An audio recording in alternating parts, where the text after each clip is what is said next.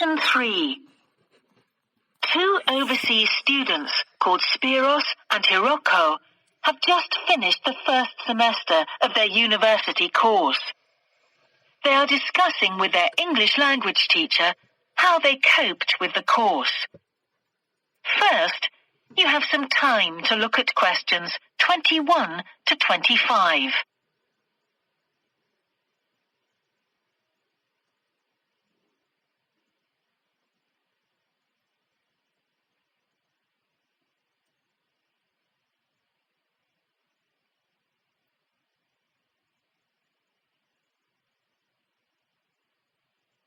Now listen carefully and answer questions 21 to 25. Before we start, Spiros and Hiroko, thanks for coming in today to talk about your recent study experiences, and congratulations to you both in doing so well in your first semester exams. Thank you. I'd like to discuss with you the value of the English for Academic Purposes course you did here last year before starting your university course. Spiros, if I could start with you, what parts of the program have now proved to be particularly valuable to you? I think that having to do a seminar presentation really helped me. For example, a couple of weeks ago in our marketing subject, when it was my turn to give a presentation, I felt quite confident. Of course, I was still nervous, but because I had done one before, I knew what to expect. Also, I know I was well prepared, and I had practiced my timing. In fact, I think that in relation to some of the other people in my group, I did quite a good job, because my overall style was quite professional. What about you, Hiroko? That's interesting. In my group, I was really surprised by the way the students did their presentations. They just read their notes aloud. Can you believe that? They didn't worry about their presentation style or keeping eye contact with their audience.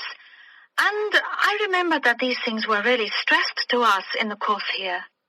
So, how did you approach your presentation, Hiroko? Well, to speak frankly, I read my notes too. At the time, it was a relief to do it this way, but actually when I had finished, I didn't feel any real sense of satisfaction. I didn't feel positive about the experience at all. That's a pity. You know, although I was pleased with my presentation, I am not so pleased with my actual performance right now in the tutorials. During the whole semester, I've not said anything in our tutorial discussions. Not a word. Really, Spiros? Why is that? Do the other students talk too much? It's partly that, but it's mostly because I have had no confidence to speak out. Their style of speaking is so different. It's not the style we were used to during the course. They use so many colloquialisms. They're not very polite, and sometimes there seems to be no order in their discussion. Also, they are very familiar with each other, so because they know each other's habits, they can let each other into the discussion. You're right, Spiros. I have experienced that too. Before you hear the rest of the conversation, you have some time to look at questions 26 to 30.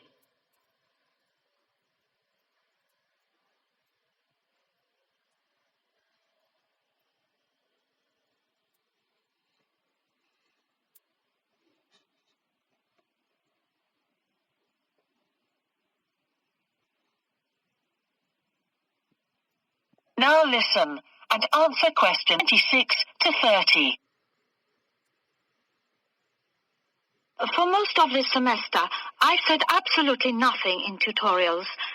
But recently, I've been trying to speak up more, and I just jump in.